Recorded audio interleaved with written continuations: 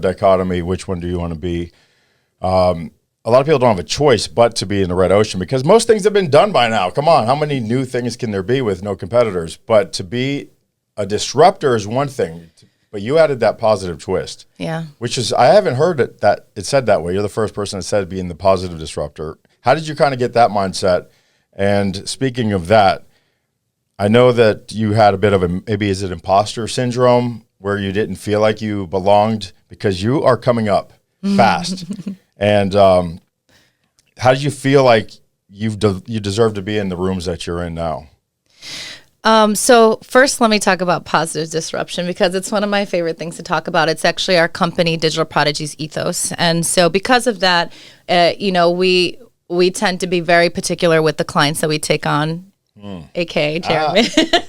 So, we like to make sure that we're making an impact because here's my theory about technology and specifically what I'm doing, which is mobile application development, launching, and helping it go to market in a strong way.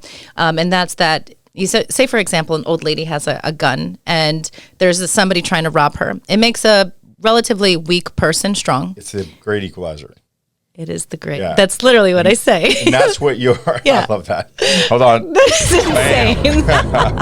That's literally what I say. It's the great equalizer. And so you have a kid in, say, Uganda, and he learns how to write code, and now he's launching an app or doing something. Or you have somebody that, is from a third world country, and, it's just amazing to see how, a kid could be making millions or somebody older could and that doesn't know about technology. It's just. And even better than that, beyond the money, how a person in Uganda or anywhere in the world can develop something that can impact so many lives. Exactly. And they don't even, the vision of that we all have, I think we're born, I was telling Jeff that I'm a billionaire in two different ways. One, I have the best family in the world. And I broke a cycle, like I think that you're on, well on your way to doing. But the second thing is being born here, when we were born here, is like beyond billionaire stuff. Oh my gosh. But I think no matter where you are in the world, if you have a vision, you have that spirit, and now you have the technology to get it out there, what a great time that is.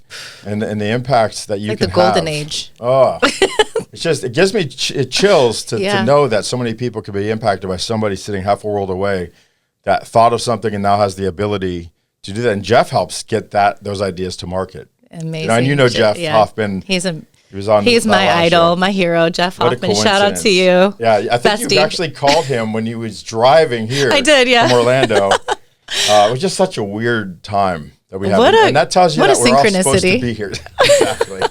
So sorry to bring you off that point. I tend to do that. No, you're fine. Absolutely. So, but yeah, and you help that now that you've said that's where you want to spend your time. Yeah, and it's positive. It's positive disruption, but also socio-culturally, like in terms of you'll never date again the same these days, right? We have Tinder, Hinge, all these Bumble things, right?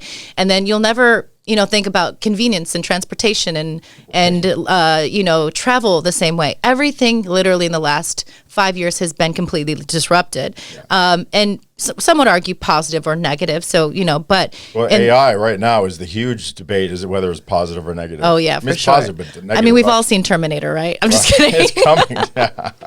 And I think it's like anything else. Like you can use things for good, you can use things for bad. Yeah. And so like, for example, I don't want to give any shameless plugs, but I will say like some of the technology we're working on ranges from trying to end child abductions and sex trafficking using peer-to-peer geolocation and using people to find people rather than waiting for Amber Alerts. That's a very antiquated system. And also like things I think they used Ring just recently to help catch this guy in Pennsylvania who was on the loose for 2 weeks. And they used the neighborhood rings to kind of narrow that down recently. And then was that the guy that escaped jail? Yep. Oh, I saw that. And then that crack team from Austin came in with the hero dog. Oh, and amazing. Caught his ass. That is great. But that was the community technology. And that's what I mean, peer-to-peer. Yeah. So if you think about like the apps that have really done the biggest kind of shifts in the market, they're always just really kind of eliminating a middleman. They're just connecting like these niches. And the funniest thing is that the thing like Ring, the Shark Tank all passed on it. Yep. It's like and Jeff created Amazon before Amazon. Of course, not to make this all about Jeff Hoffman show, but we don't mind. Jeff created Amazon before there was Amazon. What? That was his first venture. Wow, I didn't know that. Selling stuff online to Jeff, you genius, you. to new mothers. Wow. And they didn't trust the technology to put their credit card in the computer. So it failed. Wow. That was his idea. Oh my gosh. Yeah. So the Ring, I mean, who doesn't have Ring now? And all the sharks passed on it. Yeah. So that's why when I talk to people about my new venture, and everyone says yes, and the people who say no, I'm thinking, okay, you can say no. I get punched in the face as a hobby. Yeah. It's fine. Yeah. You do literally. But when you keep saying no and you keep reaching back out to me and telling me why I shouldn't do it, and you keep unsolicited sending me things, I'm thinking there's an ulterior motive here, or you're not supposed to be in my tribe, or 100% even my orbit at this point. Exactly. Yeah, and get on another planet. Stiff arm. Yeah. So yeah, I totally on board with what you're saying, but it's not everyone's ready for this yet. Yeah. And sometimes it's hard to know when to continue going when we're such innovators. Agreed. And I look at the market like I never want to be first to the party. So I usually try to go for markets that do have a little bit of some barrier, kind of breakdown in the beginning. Right. Like I'm doing a few different rideshare apps. I launched an all-female Uber app for a client, Kim Evans. Uber. What's that? Uber. I love that. That's you just say, I'm taking about it. 48 hours before I post this. Trademark.